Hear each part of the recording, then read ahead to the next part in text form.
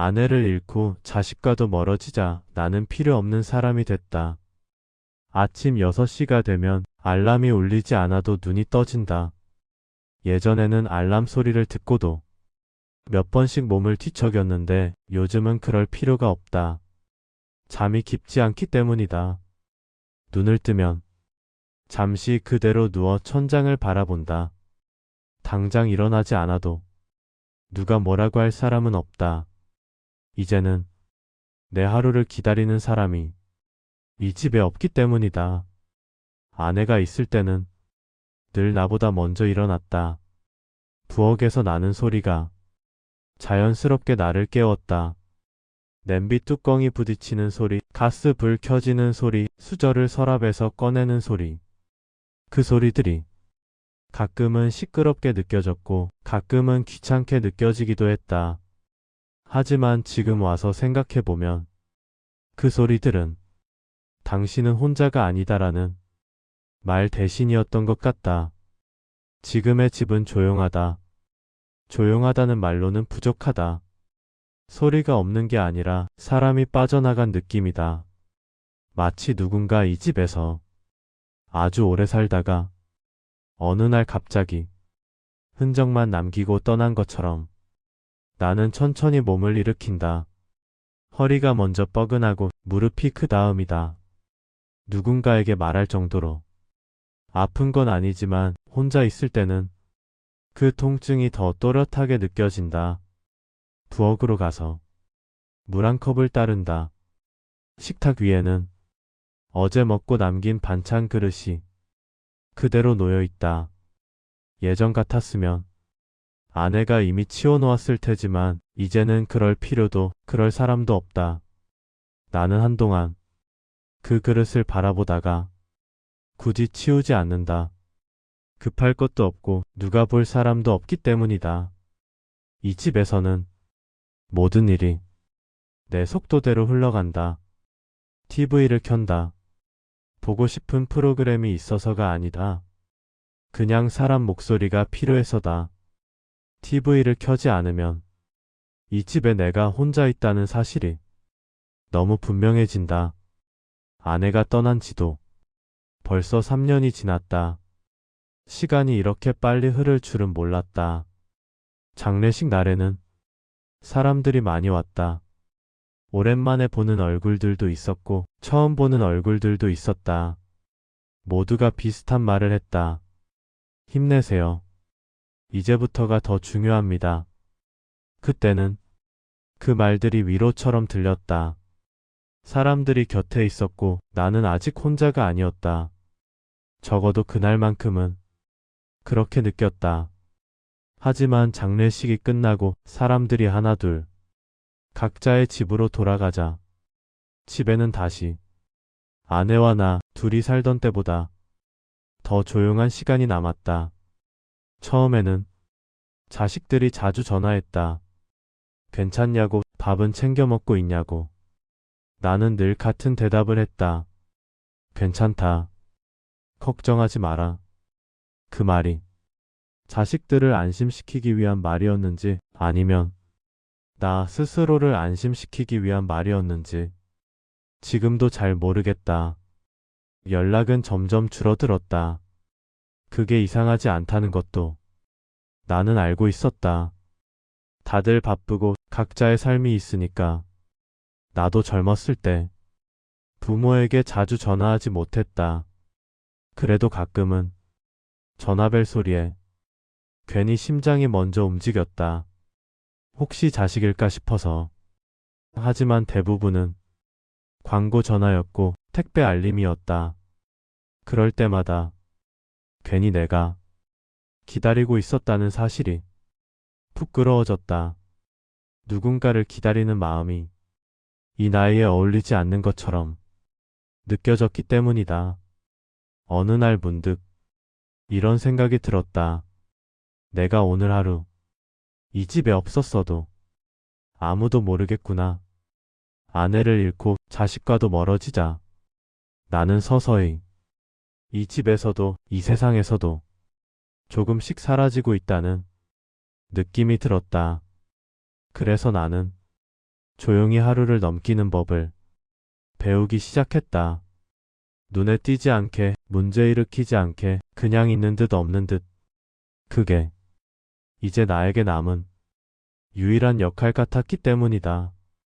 그땐 이게 마지막 일 줄 몰랐다. 아내와 함께 살던 시절을 떠올리면 이상하게도 특별한 장면은 잘 생각나지 않는다. 여행을 자주 다닌 것도 아니고 기념일을 크게 챙긴 것도 아니었다. 그저 매일 비슷한 하루가 조용히 반복되었을 뿐이다. 아침에 일어나면 아내는 늘 부엌에 있었다. 내가 눈을 뜨기도 전에 이미 하루를 시작하고 있었던 사람이다. 나는 그게 당연한 줄 알았다. 아내는 늘 그렇게 그 자리에 있을 거라고 생각했다. 아내는 말수가 많은 사람이 아니었다. 밥 먹어. 다녀오세요. 조심히 와요. 그게 하루 대화의 대부분이었다. 그래도 이상하게 그 말들이 없으면 하루가 제대로 시작되지 않는 느낌이 들었다. 퇴근하고 집에 들어오면 아내는 늘 같은 자리에 있었다. 부엌에서 나를 등지고 서 있거나 거실에서 TV를 보며 조용히 나를 기다리고 있었다. 나는 그 장면을 한 번도 특별하다고 생각한 적이 없었다. 자식들이 집에 있을 때는 집이 조금 더 시끄러웠다. 식탁 위에는 늘 그릇이 여러 개 놓였고 말소리도 많았다. 가끔은 의견이 부딪혀 분위기가 가라앉기도 했지만 그래도 집에는 사람이 살고 있다는 느낌이 있었다. 아이들이 하나둘 집을 떠난 뒤에도 아내는 변함없이 그 자리를 지켰다. 다들 자기 삶 사는 거지. 그렇게 말하며 웃었지만 나는 그 웃음 뒤에 어떤 마음이 있었는지 그때는 깊이 생각하지 않았다. 아내는 늘 내가 먼저 말하지 않아도 내 상태를 알아차렸다. 말수가 줄어들면 아무 말 없이 내가 좋아하던 반찬을 올려놓았고 피곤해 보이면 괜히 더 묻지 않았다. 그게 아내 나름의 배려였다는 걸 나는 너무 늦게 알았다. 나는 바쁘다는 이유로 아내와 긴 대화를 나누지 않았다. 나중에 이야기하자. 지금은 피곤하다. 그 말들을 아무 생각 없이 자주 했다. 어차피 내일도 모레도 아내는 그 자리에 있을 거라고 믿었기 때문이다. 주말에도 각자 할 일을 했다. 아내는 집안일을 했고 나는 TV를 보거나 잠깐 밖에 나갔다 왔다. 그런 하루들이 몇 년이고 계속됐다. 그땐 몰랐다. 그 평범함이 얼마나 단단한 것이었는지, 아무 일 없던 하루가 얼마나 큰 힘으로 나를 지탱하고 있었는지를. 아내와 함께한 시간은 행복했는지 불행했는지조차 굳이 생각해 본 적이 없었다. 그냥 삶이었고 일상이었다. 지금에 와서야 그 사실이 가장 아프게 다가온다. 행복했냐고 묻는다면 나는 대답하지 못했을 것이다. 하지만 분명한 건 그 시절의 나는 혼자는 아니었다는 사실이다. 아내는 늘 내 옆에 있었고 나는 그걸 너무 쉽게 당연하게 여겼다. 그때는 몰랐다. 그 평범한 하루들이 하나씩 쌓여 내 인생을 만들고 있었다는 걸. 그리고 그 하루들이 어느 날 갑자기 끝날 수도 있다는 걸. 지금도 가끔 그 시절을 떠올리면 이런 생각이 든다. 조금만 더 아내 이야기를 들어줄 걸. 조금만 더 같은 자리에 앉아 있을 걸. 조금만 더 그 평범함을 소중하게 여길 걸. 그땐 정말로 몰랐다. 그게 마지막이 될 수도 있다는 걸. 사람들이 떠나고 난 뒤에야 알게 됐다. 아내가 아프다는 이야기를 처음 들었을 때 나는 크게 놀라지 않았다. 병원에 다니면 괜찮아질 거라고 생각했다. 그동안 늘 그래왔으니까. 조금 아프다가 조금 힘들다가 다시 일상으로 돌아오는 일들이 우리 삶에는 많았다. 병원에 함께 다니는 동안에도 나는 애써 평소처럼 행동했다. 괜히 불안한 모습을 보이면 아내가 더 걱정할 것 같아서였다. 의사가 설명을 할 때도 나는 고개를 끄덕이며 차분한 표정을 지으려고 애썼다. 속에서는 계속 설마라는 생각이 맴돌았지만 그 생각을 밖으로 꺼내지 않았다. 병원 복도에서 아내가 내 손을 잡고 있을 때 나는 그 손을 꼭 잡아주면서도 마음 한편에서는 이 시간이 빨리 지나가길 바랐다. 아프고 힘든 시간은 언제나 끝이 나기 마련이라고 스스로를 속였다. 아내가 떠난 날은 생각보다 너무 조용했다. 눈을 감은 얼굴은 평소와 다르지 않았고 마치 잠시 눈을 붙인 것처럼 보였다. 그래서 나는 한동안 그 앞에 서서 아내가 다시 눈을 뜰 거라고 말도 안 되는 기대를 했다. 장례식장은 사람들로 가득 찼다. 오랜만에 보는 얼굴들이 차례차례 들어와 고개를 숙이고 말을 건넸다. 많이 힘드시죠? 이제 혼자서 잘 지내셔야죠. 나는 그 말들에 고개를 끄덕이며 대답했다. 그때는 아직 실감이 나지 않았기 때문이다. 사람들이 곁에 있었고 계속 누군가 말을 걸어왔다. 아내가 정말로 내 삶에서 사라졌다는 사실이 몸으로 느껴지지 않았다. 모든 절차가 끝나고 사람들이 하나둘 돌아간 뒤 집으로 돌아왔을 때 그제야 알게 됐다. 현관문을 열었을 때 집안이 너무 조용했다. TV도 꺼져 있었고 부엌에도 불이 꺼져 있었다. 아내가 늘 앉아있던 자리는 비어 있었고 그 빈자리가 유난히 크게 느껴졌다. 냉장고 문을 열어보니 아내가 미리 만들어 두었던 반찬이 그대로 남아 있었다. 언제 먹을 생각으로 저걸 만들어 두었을까? 그 생각이 드는 순간 가슴이 갑자기 꽉 막히는 느낌이 들었다.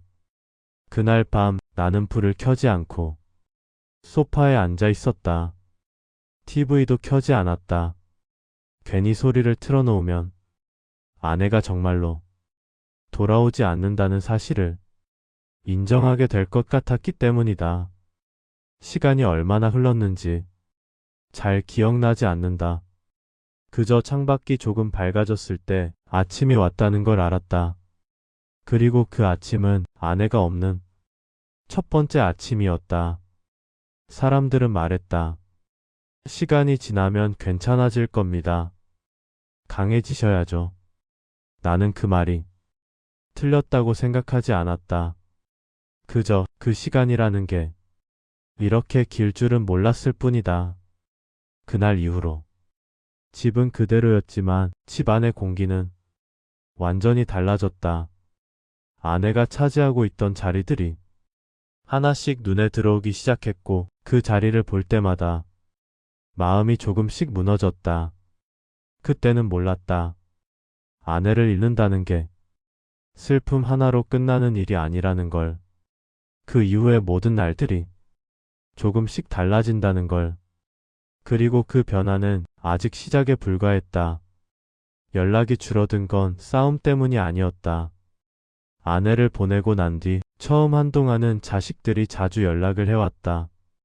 하루에 한 번, 이틀에 한 번은 꼭 전화가 왔다. 밥은 먹었는지, 몸은 괜찮은지, 혼자 있어도 괜찮은지 묻는 전화였다. 나는 늘 같은 대답을 했다. 괜찮다. 별일 없다. 걱정하지 마라. 그 말이 자식들을 안심시키기 위한 말이었는지 아니면 나 스스로를 안심시키기 위한 말이었는지 지금도 헷갈린다. 아마 둘 다였을 것이다. 자식들은 바빴다. 각자 가정이 있었고 아이들이 있었고 일이 있었다. 나는 그 사실을 모르는 사람이 아니었다. 나 역시 젊었을 때 부모에게 자주 전화하지 못했다. 그래서 처음에는 연락이 조금 뜸해져도 이해할 수 있었다. 며칠이 지나고 일주일이 지나도 괜찮다고 스스로를 설득했다.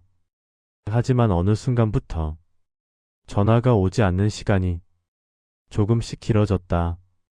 일주일이 열흘이 되고 열흘이 보름이 됐다. 그때부터 나는 전화를 기다리게 됐다.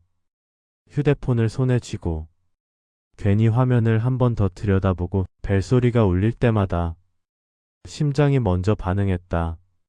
혹시 자식일까 싶어서. 하지만 대부분은 광고 전화였고 보험 상담이었고 카드 안내였다. 그럴 때마다 괜히 내가 무언가를 기대하고 있었다는 사실이 부끄러워졌다. 그래서 나는 먼저 전화하지 않기로 했다. 혹시나 귀찮게 할까봐, 혹시나 부담이 될까봐. 부모가 자식에게 짐이 되는 건 가장 피하고 싶은 일이었다. 아버지, 다음에 또 전화할게요. 그 말이 점점 오래 걸리는 인사가 됐다. 나는 그 말을 믿지 않으려고 했다. 믿지 않으면 덜 실망할 수 있을 것 같았기 때문이다. 연락이 줄어든 건 싸움 때문이 아니었다. 누가 잘못해서도 아니었다. 그저 각자의 삶이 바빠졌고 시간이 흘렀을 뿐이었다. 이성적으로는 그 사실을 잘 알고 있었다. 하지만 마음은 그렇게 단순하지 않았다. 아무 일도 없는데 괜히 서운했고 괜히 외로웠다. 전화가 오지 않는 날이 계속 이어질수록 내 자리가 점점 사라지는 느낌이 들었다. 어느 날은 자식의 이름을 눌렀다가 통화 버튼을 누르지 못한 채 그대로 화면을 껐다. 괜히 지금 전화하면 방해가 될 것 같아서였다. 괜히 내가 필요 없는 존재처럼 느껴질까 봐서였다. 그렇게 나는 조금씩 스스로를 뒤로 물렸다. 연락하지 않음으로써 상처받지 않으려고 했다. 기대하지 않음으로써 마음을 지키려고 했다. 하지만 기대하지 않는다고 해서 외로움이 사라지는 건 아니었다. 오히려 그 외로움은 조용히 더 깊숙이 쌓여갔다. 어느 날 문득 이런 생각이 들었다. 이제 나는 누군가에게 꼭 필요한 사람이 아닌가 보다. 누군가의 남편이었던 시간은 끝났고 누군가의 아버지라는 자리에서도 조금씩 밀려나고 있었다. 그 사실을 아무도 직접 말해주지 않았지만 나는 그렇게 느끼고 있었다. 연락이 줄어든 건 싸움 때문이 아니었다. 그래서 더 아팠다. 붙잡을 이유도 따질 이유도 없었기 때문이다. 그날 이후로 나는 휴대폰을 자주 보지 않게 됐다.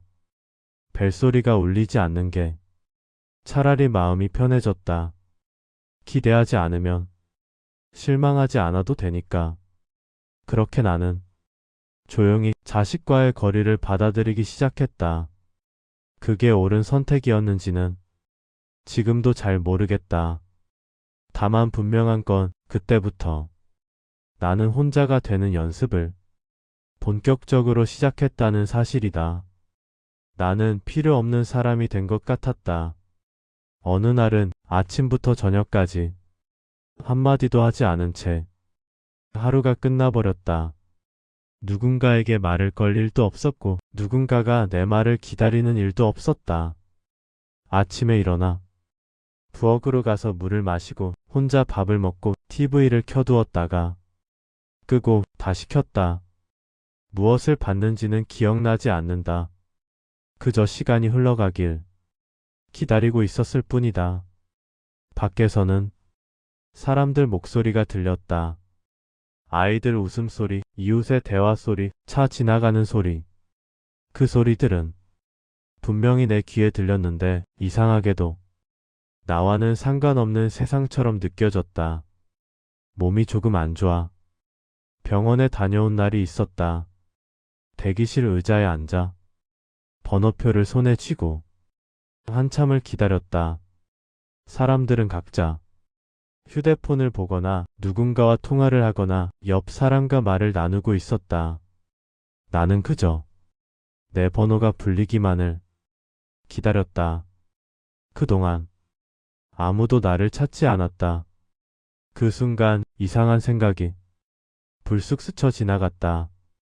지금 내가 여기서 쓰러져도 알아주는 사람은 없겠구나. 그 생각이 들자 갑자기 숨이 막히는 것 같았다. 괜히 고개를 숙이고 손에 쥔 번호표를 더 꽉 쥐었다. 그 작은 종이 한 장이 그날의 나를 증명해 주는 것처럼 느껴졌다. 집으로 돌아오는 길 엘리베이터 거울에 비친 내 얼굴을 보았다. 어느새 많이 늙어 있었다. 주름이 늘었고 눈빛도 예전 같지 않았다. 예전에는 누군가의 남편이었고 누군가의 아버지였다. 그 역할들이 내 이름보다 먼저 불리던 시절이 있었다. 그런데 지금은 그 어떤 호칭도 나를 부르지 않는 것 같았다. 아내를 잃고 자식과도 멀어지자 나는 서서히 필요 없는 사람이 되어가고 있다는 느낌이 들었다. 누가 그렇게 말한 적은 없었다. 그런데도 마음은 계속 그쪽으로 기울었다. 아무도 찾지 않으니, 아무도 부르지 않으니 나도 나를 조금씩 지우게 됐다. 아프지 않게, 문제 일으키지 않게, 눈에 띄지 않게 하루를 보내는 데에만 집중했다. 누군가에게 도움이 필요하다고 말하지 않았고 괜찮지 않다는 말도 하지 않았다. 그렇게 살면 상처받지 않아도 될 것 같았기 때문이다. 어느 날은 문득 이런 생각이 들었다. 이 집에서 내가 사라져도 달라질 게 있을까? 그 생각이 너무 자연스럽게 떠올라서 스스로도 놀랐다. 예전 같았으면 절대 하지 않았을 생각이었다. 그만큼 나는 많이 지쳐 있었다. 그래서 나는 하루를 더 조용히 살기로 했다. 아무 기대도 하지 않고 아무 욕심도 내지 않고 그저 하루가 지나가면 그걸로 충분하다고 스스로를 설득했다. 하지만 마음 한구석에서는 계속 같은 질문이 맴돌았다. 정말로 나는 이제 필요 없는 사람이 된 걸까? 그 질문에 아직 대답할 수는 없었다. 다만 분명한 건 그때 나는 그렇게 느끼고 있었다는 사실이다. 그리고 그 감정은 생각보다 오래 내 곁에 머물렀다. 아주 사소한 말 한마디. 그날도 평소와 다르지 않은 하루였다. 몸이 자주 불편해지면서 병원에 가는 일이 일상이 되어버린 때였다. 특별히 아픈 곳이 있는 건 아니었지만 그렇다고 완전히 괜찮다고 말하기도 어려웠다. 나이가 들면 그런 날들이 늘어난다고들 했다. 병원 대기실 의자에 앉아 번호표를 손에 쥐고 있었다. 주변에는 나와 비슷한 나이의 사람들이 조용히 앉아 각자의 시간을 보내고 있었다. 누군가는 신문을 읽고 있었고 누군가는 휴대폰 화면을 들여다보고 있었다. 나는 바닥만 바라보고 앉아 있었다. 번호가 불리기 전까지 나는 아무 생각도 하지 않으려고 했다. 괜히 생각을 시작하면 머릿속이 더 복잡해질 것 같았기 때문이다. 그래서 그냥 시간이 지나가기만을 기다렸다. 그때였다. 옆자리에 앉아있던 사람이 조심스럽게 말을 걸어왔다. 어디 많이 안 좋으세요? 순간 무슨 말을 해야 할지 떠오르지 않았다. 누군가 나에게 이렇게 직접 말을 건 게 얼마만인지 기억도 나지 않았다. 나는 잠시 머뭇거리다가 습관처럼 대답했다. 아, 괜찮습니다. 그 사람은 고개를 끄덕이며 짧게 말했다. 다행이네요. 요즘 병원 오는 게 참 쉽지 않죠. 그게 전부였다. 위로도 아니었고 조언도 아니었고 대단한 말도 아니었다. 그냥 스쳐 지나갈 수 있는 아주 짧은 대화였다. 그런데 이상하게도 그 말이 내 마음에 오래 남았다. 집으로 돌아오는 길에도 엘리베이터를 기다리는 동안에도 그 짧은 대화가 계속 떠올랐다. 생각해보니 그날 나는 누군가와 말을 나눴다. 아주 짧았지만 분명히 내 목소리가 나갔고 그 말을 누군가가 듣고 있었다. 그 사실이 생각보다 크게 다가왔다. 누군가의 남편도 누군가의 아버지도 아닌 그냥 나로서 사람과 말을 나눴다는 느낌이었다.